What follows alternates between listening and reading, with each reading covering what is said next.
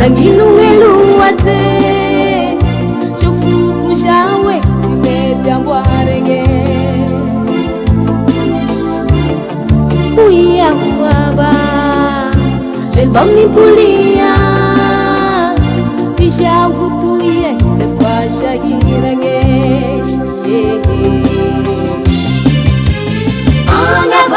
Musaye, Malikujaye, Monikazera, Mananeja, Mipuriare, Fatima de Desayu, Mipuriare, Omaningera.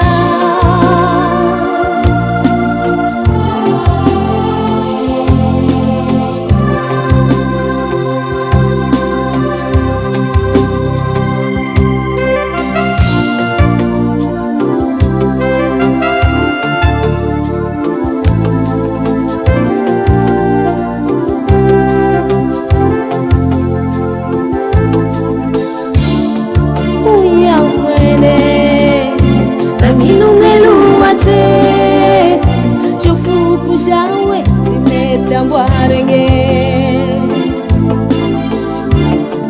uya kwaba lembami pulia ishagutuye ifasagirage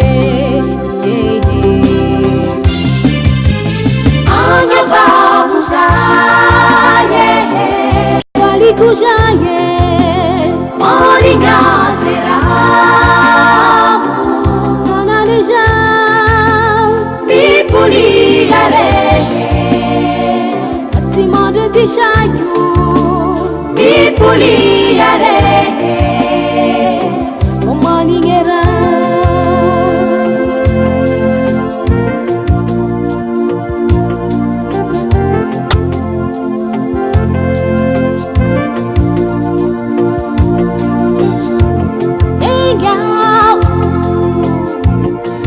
Turahu uraye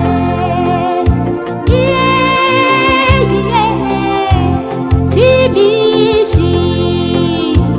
tibisule omaku famani ngazera buja famani ngazera buja Famani ngaze